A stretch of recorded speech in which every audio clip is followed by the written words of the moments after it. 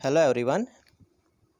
Wiring estimation, costing અને contracting, જેમાં આપણે ચેપ્ટર નંબર 2 વિશે વાત કરતા હતા. ચેપ્ટર નંબર 2માં સૌપ્રથમ આપણે જોયું હતું કે મેઇનલી ચેપ્ટર 2માં આપણે બે વસ્તુ ખૂબ જ અગત્યની હતી, જેમાંની પ્રથમ વસ્તુ હતી અંદાજ એટલે કે એસ્ટિમેશન. અને અંદાજને આપણે સંપૂર્ણ રીતે સમજ્યા પછી બીજા ભાગમાં આપણે ટેન્ડર વિશેની વાત કરીશું. એટલે જે પણ કંઈ કોન્ટ્રાક્ટ પદ્ધતિ હોય અથવા ટેન્ડર આપવાની જે પણ પદ્ધતિ હોય એના જે ફાયદા હોય, ટેન્ડર આપવાની કઈ કઈ રીતો હોય, એ તમામ પદ્ધતિઓ વિશેની આપણે બીજા ભાગમાં વાત કરીશું. પરંતુ અત્યારે જે પ્રથમ ભાગ હતો એસ્ટિમેશન એટલે કે અંદાજ, એ અંદાજ વિશેના તમામ ટોપિક જોયા પછી અંદાજમાં મેઇનલી આપણે હવે ખાસ કરીને કોસ્ટ વિશે વાત કરતા હતા. એટલે કે એસ્ટિમેશન આપણે કરી લીધું. એ એસ્ટિમેશન કર્યા પછી આપણો જે પણ કંઈ પ્રોજેક્ટ હોય અથવા જે પણ કંઈ પ્લાન હોય, એ પ્લાન પૂર્ણ કરવા માટે કેટલો ખર્ચો થશે, એટલે કે જે કોસ્ટ હોય એ કોસ્ટના પ્રકાર કેટલા હોય, એ પ્રકાર વિશે આપણે વાત કરતા હતા. તો પ્રથમ તો આપણે અંદાજને સમજી લઈશું કે જે આગળ પણ સમજ્યા હતા, પરંતુ ડેફિનેશનને આપણે એકવાર રિવાઇઝ કરી લઈશું. અંદાજ કોને કહેવાય? તો કોઈપણ હંમેશા પ્રોજેક્ટ કાર્ય અથવા તો કોઈપણ પ્લાનિંગ એ શરૂ કરતાં પહેલાં પ્રથમ તો સુવ્યવસ્થિત રીતે કેટલો માલ સામાન વપરાશે, તેમજ કેટલા સમયમાં કાર્ય પૂર્ણ થાય અને કાર્ય પૂર્ણ કરવા માટે કેટલો સમય લાગશે, અને એ સિવાય એ કાર્ય કરવા માટે કેટલા લેબર વર્ક એટલે કેટલી મજૂરિયાતની જરૂર પડશે. આ તમામ વસ્તુને સાંકળી લઈ અને એનું આગોતરું જે આયોજન કરવાની પદ્ધતિ હોય એને અંદાજ કહેવામાં આવતો હોય છે. તો અંદાજની ડેફિનેશનમાં પણ આપણે જોયું કે મેઇનલી 4 વસ્તુ હતી, જેમાંની પ્રથમ વસ્તુ હતી કે કેટલા માલ સામાનની જરૂરિયાત પડશે, એટલે કે માલ સામાનનો જથ્થો. ત્યાર પછી હતું કેટલા સમયમાં કાર્ય પૂર્ણ થશે, એટલે કે સમય ઉપર ફોકસ કરવાનું છે. ત્યાર પછી કેટલા કોસ્ટની જરૂર પડશે, એટલે ખર્ચો કેટલો થાય, અને કેટલા લેબર વર્કની જરૂર પડશે, એટલે કેટલો મજૂરિયાત થાય. તો અંતિમ બે પાસા આપણે જોયા કે ખર્ચો કેટલો થાય અને કેટલો મજૂરી વર્ક થાય. તો આપણે એ બંનેમાંથી ટોટલ કોસ્ટ વિશે વાત કરતા હતા કે ખર્ચો કેટલો થાય. તો ખર્ચાના મેઇનલી આપણે 3 પ્રકાર લીધા હતા. તો એ ત્રણેય પ્રકારને આપણે પ્રથમ તો યાદ કરી લઈશું.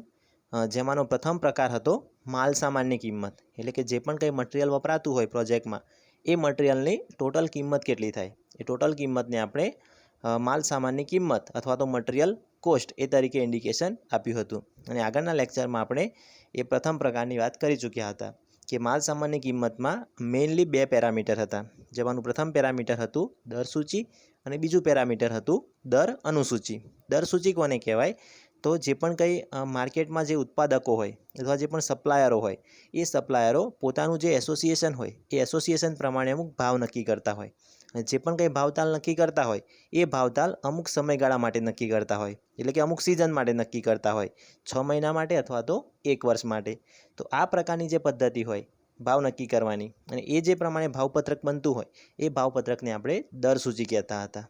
ત્યાર પછી દર અનુસૂચિ કોને કહેવાય? તો મોટી જે સરકારી સંસ્થાઓ હોય અથવા તો અર્ધ સરકારી સંસ્થાઓ હોય, એ સંસ્થાઓ આગળના 2-3 વર્ષનું સર્વે કરતા હોય કે આગળના 2-3 વર્ષમાં કેટલો ભાવ હતો, અને ત્યાર પછી હવે પછીના 2-3 વર્ષમાં મોંઘવારી કેટલી રહેશે, એ મોંઘવારીને આધારે ભાવપત્રક તૈયાર કરતા હોય. અને એ પ્રકારનું જે ભાવપત્રક તૈયાર કરતા હોય એને આપણે કહેતા હતા દર અનુસૂચિ. અને આ જે દર અનુસૂચિ હોય એ કોણ તૈયાર કરતું હોય? તો આપણું જે કેન્દ્રીય મંત્રાલય હોય, જેનું નામ હતું શ્રમ અને રોજગાર મંત્રાલય, કે જે હ્યુમન ડેવલપમેન્ટ એટલે કે માનવ વિકાસ માટે કાર્ય કરતું હોય, એના દ્વારા આ પ્રકારની દર અનુસૂચિ બહાર પાડવામાં આવતી હોય છે. અને જે પણ કંઈ આપણો અંદાજકાર હોય, આપણે જોયું હતું કે જે વૈજ્ઞાનિક અંદાજકાર હોય અથવા તો કોઈ અડસટ્ટો અંદાજકાર હોય, તો એ અંદાજકાર દર સૂચિ અથવા તો દર અનુસૂચિ એ બંનેના સૌપ્રથમ તો ભાવપત્રક મેળવશે, અને ભાવપત્રક પરથી કેટલો ખર્ચો થાય એ ખર્ચાનું એ પોતે એસ્ટિમેશન કરશે. અને એમાં પણ જો અંદાજકાર સારો હોય તો એ અંદાજકારને જે પણ કંઈ ભાવપત્રક કરન્ટલી ચાલતું હોય એ કરન્ટલી ભાવપત્રકનો ખ્યાલ જ હોય છે. એટલે એ પોતે એના પરથી સુવ્યવસ્થિત આયોજન કરી અને ભાવપત્રક પરથી તમામ જે એસ્ટિમેશન હોય એ એસ્ટિમેશન કરતા હોય છે. તો આ રીતે આપણે ટોટલ કોસ્ટમાં પ્રથમ કોસ્ટ એટલે કે માલ સામાનની કિંમત એની વાત કરી હતી. ત્યાર પછી એનો બીજો પ્રકાર હતો મજૂરીની કિંમત એટલે કે લેબર કોસ્ટ. એ મજૂરીની કિંમત જે બીજો પ્રકાર હતો એની ચર્ચા આપણે આજના લેક્ચરમાં કરીશું. અને ત્રીજા નંબરનો જે કોસ્ટ હતો જેનું નામ હતું વહીવટી કોસ્ટ અથવા તો એડમિનિસ્ટ્રેટિવ કોસ્ટ, કે જેને ઓવરહેડ કોસ્ટ તરીકે ઓળખવામાં આવતો હોય છે. આપણને ખ્યાલ છે કોઈપણ કાર્ય હોય એ કાર્યમાં એડમિનિસ્ટ્રેટિવ એટલે કે વહીવટી ધોરણે પણ અમુક ખર્ચાઓ થતા હોય છે. એ જ્યારે આપણે ત્રીજો પ્રકાર જોઈશું ત્યારે એમાં ડિટેલમાં ચર્ચા કરીશું. તો આજના લેક્ચરમાં આપણે કોસ્ટના જે પ્રકાર હતા એ પ્રકારમાંથી બીજો પ્રકાર એટલે કે લેબર કોસ્ટ એ વિશે વાત કરીશું.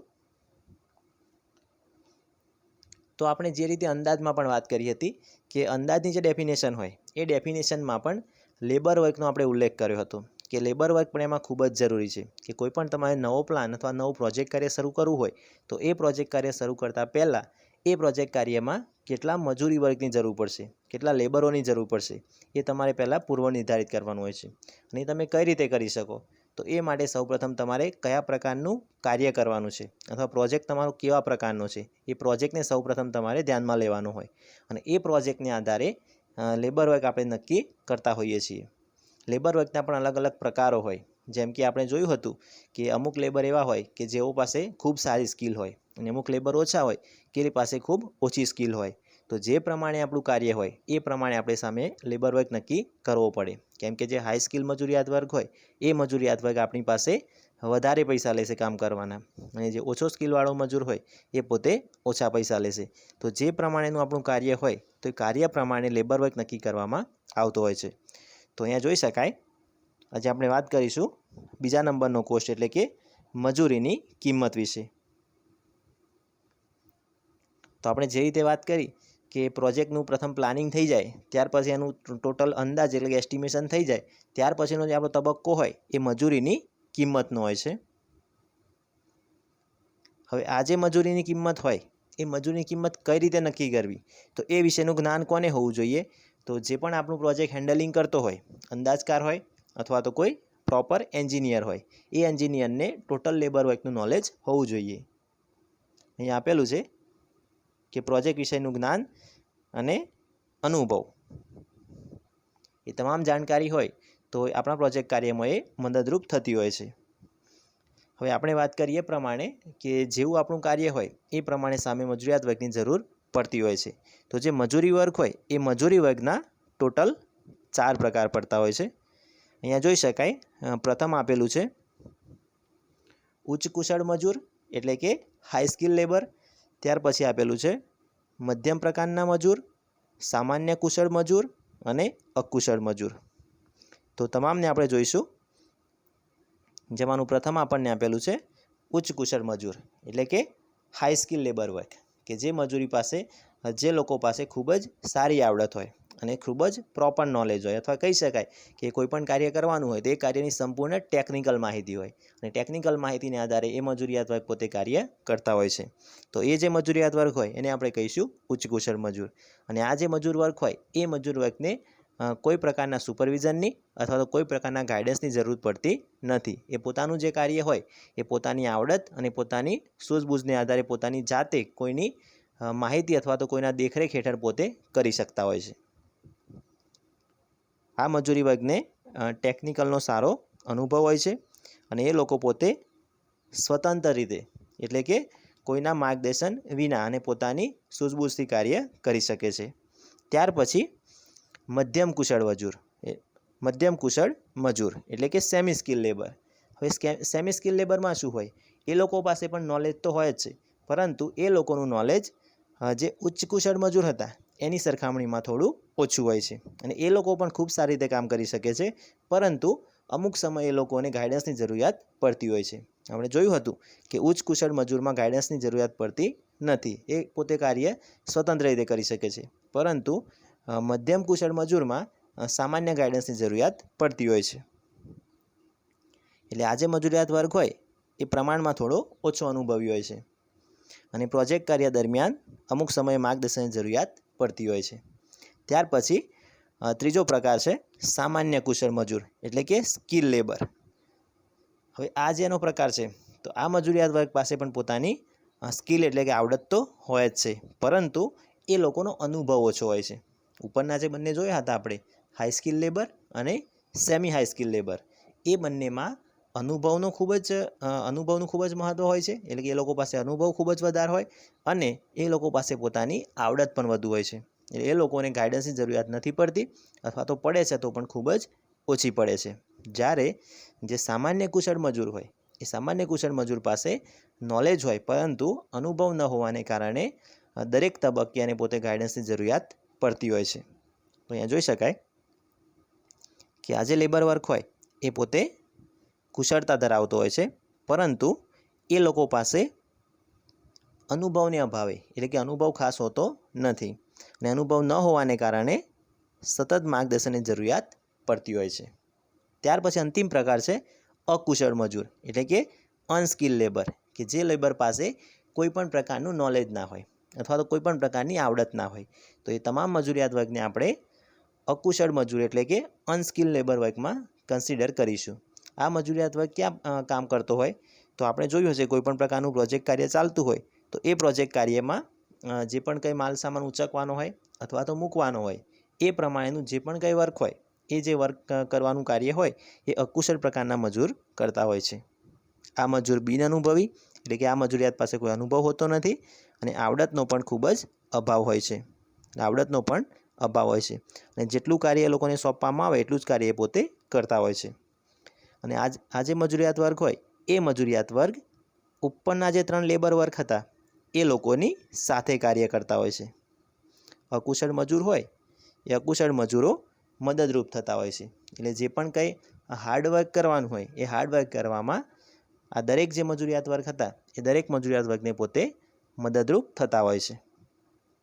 તો આ રીતે આપણે મજૂરિયાતના અલગ અલગ પ્રકારો જોયા, અને એ પ્રકારને આધારે જે પ્રમાણેનું આપણું કાર્ય હોય, જે પ્રમાણેનો આપણો પ્રોજેક્ટ હોય, તો જરૂરિયાત પ્રમાણે અલગ અલગ પ્રકારના મજૂરિયાત વર્ગ નક્કી કરવામાં આવતા હોય છે. અને કોણ નક્કી કરી શકે? તો આપણો જે અંદાજકાર હોય એ અંદાજકાર, અથવા તો જે આપણું પ્રોજેક્ટનું હેન્ડલિંગ કરતો હોય એ પ્રોપર જે એન્જિનિયર હોય અથવા તો કોઈ તજજ્ઞ માણસ હોય એ આપણા પ્રોજેક્ટનું તમામ જે હેન્ડલિંગ કરતો હોય એ આ રીતે મજૂરિયાત વર્ગ પોતે સેટ કરી શકે છે. પછી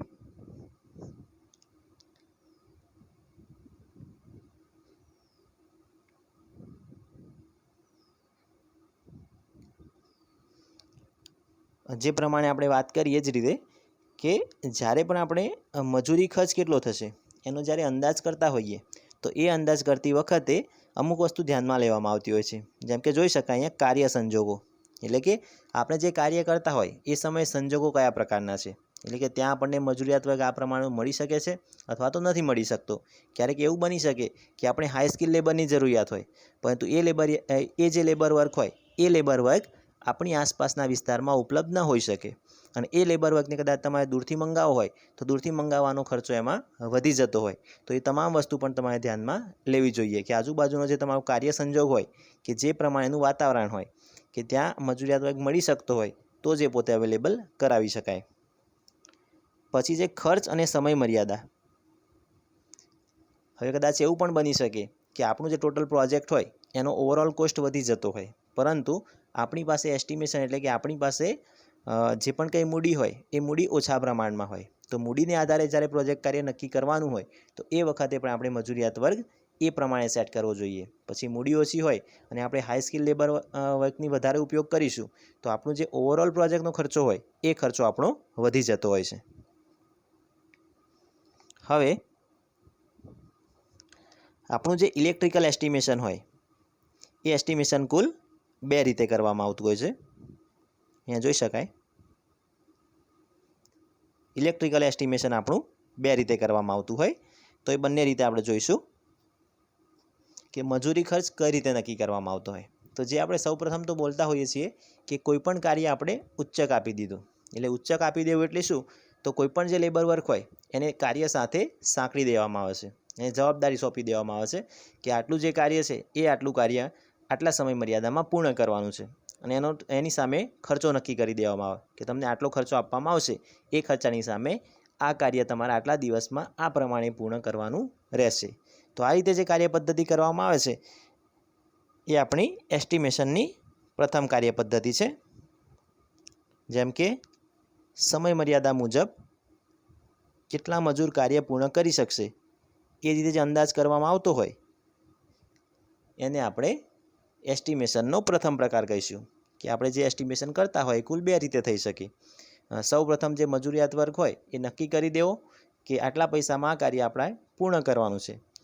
ત્યાર પછી જે બીજી પદ્ધતિ છે એ બીજી પદ્ધતિમાં જોઈ શકાય કે જો આપણું કાર્ય વાયરિંગને લગતું હોય તો તો કઈ રીતે મજૂરી ખર્ચ નક્કી કરવામાં આવતો હોય? તો કાર્ય વાયરિંગને લગતું હોય તો પોઈન્ટ દીઠ મજૂરી ખર્ચ ગણવામાં આવતો હોય છે, અને આ ખૂબ જ સહેલી રીત છે. પોઈન્ટ દીઠ એટલે શું? આપણે કોઈ પણ જગ્યાએ નવું લાઇટ ફિટિંગ કરવું હોય તો નવા લાઇટ ફિટિંગ અથવા તો નવા ઇલેક્ટ્રિફિકેશન માટે પ્રથમ તો આપણે પોઈન્ટની સંખ્યા નક્કી કરીશું કે એ ઘરમાં ફેનના પોઈન્ટ કેટલા આવશે, એ સિવાય ટ્યુબલાઇટના પોઈન્ટ કેટલા આવશે, સોકેટની સંખ્યા કેટલી આવશે, મેઇન સ્વિચ બોર્ડ કેટલા આવશે, અને એ જે પ્રમાણે પોઈન્ટ હોય એ પોઈન્ટ પ્રમાણે મજૂરી ખર્ચ નક્કી કરવામાં આવતો હોય કે ફિટિંગ તમારે કયા પ્રકારનું કરવું છે. જેમ કે કોન્ડ્યુટ વાયરિંગ કરવું છે, કેસિંગ કેપિંગ કરવું છે, તો દરેક વાયરિંગ માટે અલગ અલગ પ્રકારનો માર્કેટ ભાવ હોય કે આ ફિટિંગ કરવું હોય તો આ પોઈન્ટ માટે આટલો ખર્ચો થાય, આ પોઈન્ટ માટે આટલો ખર્ચો થાય, અને એ પ્રમાણે જેટલા પોઈન્ટ હોય એ પોઈન્ટ પ્રમાણે તમારું મજૂરિયાત વર્ગ નક્કી કરવામાં આવતો હોય છે. એટલે આ રીત ખૂબ જ સહેલી છે. અહીંયા આપણને એક એક્ઝામ્પલ દ્વારા સમજાવ્યું છે. અહીંયા સપોઝ આપણે પીવીસી પ્રકારનું કોન્ડ્યુટ વાપરવું છે તો પીવીસી કોન્ડ્યુટ વાપરવા માટેનો ભાવ છે 150 રૂપિયા પ્રતિ પોઈન્ટ. એટલે જ્યારે આપણે પીવીસી વાયરિંગ કરતા હોઈએ ત્યારે જ્યારે આપણે એક પોઈન્ટ નક્કી કરીએ તો એક પોઈન્ટના 150 આપણે મજૂરી ખર્ચ આપવો પડશે, અને એ પ્રમાણે આપણે જેટલા પોઈન્ટ રાખીશું તો એટલા પોઈન્ટ ગુણ્યા 150 એટલો આપણો લેબર વર્ક થશે. એ જ રીતે કન્સીલ્ડ પીવીસી કોન્ડ્યુટ વાયરિંગ, ઉપર જે હતું એ સરફેસ પીવીસી કોન્ડ્યુટ વાયરિંગ હતું, ત્યાર પછી આ છે કન્સીલ્ડ પીવીસી કોન્ડ્યુટ વાયરિંગ. તો એ વાયરિંગમાં 200 રૂપિયા પ્રતિ પોઈન્ટ છે. એ જ રીતે અહીંયા અલગ અલગ જોઈ શકાય, બેટન વાયરિંગમાં પણ 150 રૂપિયા છે, કેસિંગ કેપિંગમાં પણ 150, અને મેટાલિક કોન્ડ્યુટમાં 200 રૂપિયા છે. આપણને ખ્યાલ છે કે જે આપણું બેટન વાયરિંગ હોય તેમજ કેસિંગ કેપિંગ હોય તો એ વાયરિંગમાં પ્લાસ્ટિકનો ઉપયોગ થાય, એટલે એમાં મજૂરી વર્ક ઘટી જાય, એમાં મહેનત ઓછી હોય એટલે લેબર વર્ક એમાં ઓછું વપરાય. જ્યારે કોન્ડ્યુટ પ્રકારનું જે વાયરિંગ હોય મેટાલિક કોન્ડ્યુટ, એ મેટાલિક કોન્ડ્યુટમાં પાઇપનું ફિટિંગ કરવાનું હોય, અને પાઇપનું ફિટિંગ કરવા માટે જે પણ કંઈ મહેનત હોય એ મહેનતની વધારે જરૂરિયાત પડતી હોય, એટલે લેબર વર્ક કોન્ડ્યુટ વાયરિંગમાં હંમેશા વધુ હોય છે. તો આ પ્રમાણે મજૂરી ખર્ચ નક્કી કરવામાં આવતો હોય છે. તો મેઇનલી મજૂરી ખર્ચ નક્કી કરવા માટે આપણે બે રીતો જોઈ. જેમાં પ્રથમ રીતમાં હતું કે જે પણ કંઈ મજૂરી વર્ક હોય એને આપણે ઉચ્ચક નક્કી કરતા હોઈએ છીએ, એટલે આપણું જે કામ હોય એ કામની સાથે કેટલા માણસો અને દરેક માણસો કેટલા સમયમાં પૂર્ણ કરશે એ રીતે આપણે બંને સાઈડથી એનું પ્રોપર પ્લાનિંગ કરતા હોઈએ, અને એ પ્રમાણે ડાયરેક્ટલી ઉચ્ચક રીતે આપણે કાર્ય પૂર્ણ કરતા હોઈએ છીએ. અને બીજી પદ્ધતિમાં આપણું જે પણ વાયરિંગને લગતું કામ હોય તો જે કામમાં પોઈન્ટ દીઠ આપણું લેબર વર્ક નક્કી કરવામાં આવતું હોય, દરેક પોઈન્ટ દીઠ આપણને જે પણ ભાવ ચાલતો હોય તો એ ભાવ પ્રમાણે આપણે જેટલા પણ પોઈન્ટનું ફિટિંગ કરાવીશું તો એ ફિટિંગ પ્રમાણે લેબર વર્ક આપણે ચૂકવતા હોઈએ છીએ. તો આ રીતે લેબર વર્ક નક્કી કરી શકાય છે. ઉપરોક્ત જે બંને પદ્ધતિ આપણને આપેલી હતી એ બંને પદ્ધતિમાંથી કોઈપણ એક પદ્ધતિનો ઉપયોગ કરી અને મજૂરીની કિંમત નક્કી કરવામાં આવતી હોય છે. અને એ સિવાય જે સામાન્ય વસ્તુ છે આપણને પણ ખ્યાલ હોય કે મજૂરોની જે સામાન્ય સગવડો હોય, જેમ કે એ લોકો માટે ચા નાસ્તો, એ દરેક જે સામાન્ય સુવિધા હોય, જેમ કે એ લોકોને વોટર આપવું, એ સિવાય બ્રેકફાસ્ટ આપવો, એ સિવાયની અમુક જે સામાન્ય જરૂરિયાતો હોય એ સામાન્ય જરૂરિયાતો પૂરી પાડવામાં આવતી હોય છે. તો આ રીતે જે રીતે આપણે જોયું હતું કે ટોટલ કોસ્ટના 3 પ્રકાર હતા, જેમાંનો પ્રથમ પ્રકાર હતો માલ સામાનની કિંમત એટલે કે મટીરિયલ કોસ્ટ, જેની વાત આપણે અગાઉના લેક્ચરમાં કરી હતી. અને આજના લેક્ચરમાં આપણે ટોટલ કોસ્ટનો જે બીજો પ્રકાર એટલે કે મજૂરીની કિંમત અથવા તો લેબર કોસ્ટ એ વિશે વાત કરી. અને આજના લેક્ચરમાં આપણે અલગ અલગ મજૂરિયાતના પ્રકારો જોયા, જેમ કે ઉચ્ચ કુશળ મજૂર, ત્યાર પછી મધ્યમ કુશળ મજૂર, સામાન્ય કુશળ મજૂર અને અકુશળ મજૂર. તો દરેક મજૂરમાં કયા કયા પ્રકારના એ લોકોના એડવાન્ટેજ હોય, કયા કયા પ્રકારના ડિસએડવાન્ટેજ હોય એ વિશે વાત કરી. અને ત્યાર પછી મજૂરીની કિંમત આપણે જે ગણવી હોય એ મજૂરીની કિંમત કઈ રીતે ગણી શકાય, તો એ જે બે પદ્ધતિ હતી એ બંને પદ્ધતિઓ વિશે વાત કરી. અને હવે પછીના લેક્ચરમાં આપણે ટોટલ કોસ્ટનો ત્રીજો પ્રકાર એટલે કે એડમિનિસ્ટ્રેટિવ કોસ્ટ અથવા તો વહીવટી કોસ્ટ એ વિશે વાત કરીશું. અને તમામ કોસ્ટ આપણે જોઈ લઈએ એટલે ત્યાર પછી કોઈપણ પ્રકારનું કાર્ય કરવું હોય તો તમામ કોસ્ટ કઈ રીતે આપણે કન્સિડર કરવાના હોય એ વિશે આપણે ચર્ચા કરીશું. તો આશા રાખું છું કે આજના લેક્ચરમાં દરેક વિદ્યાર્થીને સારી રીતે ખ્યાલ આવ્યો હશે. અને જે રીતે આપણે અંદાજનું તમામ તબક્કા પૂરા કર્યા એ પ્રમાણે હવે જે કોસ્ટના રિલેટેડ તબક્કા હોય એ તમામ તબક્કાને પૂર્ણ કરીશું. અને કોસ્ટ રિલેટેડ તબક્કા પૂર્ણ થાય પછી જે ટેન્ડરની પ્રક્રિયા હોય એ માટે કયા પ્રકારના ફોર્મ હોય, ત્યાર પછી કઈ રીતની એની પ્રોસેસ હોય અને ટેન્ડરની પ્રક્રિયા કરવાથી કયા પ્રકારના ફાયદા અને ગેરફાયદા થાય એ તમામ વિશેની આપણે વાત કરીશું. ચેપ્ટર નંબર 2 ખૂબ જ સહેલું ગણી શકાય.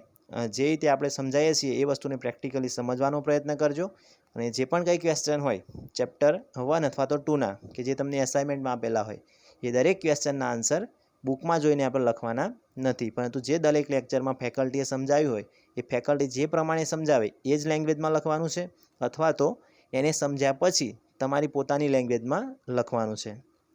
કોઈપણ ક્વેશ્ચનનો આન્સર હોય એ ક્વેશ્ચનના આન્સરમાં આપણને પેજ ના ભરાય તો ચાલશે, પરંતુ જે પણ કંઈ વર્ક હોય એ વર્ક આપણે ક્વોલિટી વર્ક જોઈએ, ક્વોન્ટિટી વર્કની જરૂરિયાત નથી. તો એ દરેક વિદ્યાર્થી ખાસ ધ્યાનમાં રાખે. જો ચોપડીમાંથી કોપી કરીને આન્સર લખેલો હશે તો જ્યારે પણ આપણે જોઈશું તો એ વખતે ફરીથી આન્સર લખવાનો થશે. એટલે ખૂબ એ વસ્તુમાં ખાસ ધ્યાન આપજો કે જે પણ કંઈ આન્સર લખો એ આન્સર પોતાની લેંગ્વેજમાં લખેલો હોવો જોઈએ અને સમજી વિચારીને લખેલો હોવો જોઈએ. એ માટે આપણા જે પણ વિડીયો લેક્ચર હોય એ વિડીયો લેક્ચરને 2 થી 3 વાર જોઈ લેવાનો અને જોયા પછી બુકમાં વાંચી લેવાનું અને એમાંથી જે પણ કંઈ સમજ પડે એ રીતે પોતાની લેંગ્વેજમાં આન્સર લખવાનો છે. તો જોઈશું હવે આગળના લેક્ચરમાં ત્રીજા પ્રકારનો કોસ્ટ એટલે કે વહીવટી કોસ્ટ અથવા તો એડમિનિસ્ટ્રેટિવ કોસ્ટ. Thank you.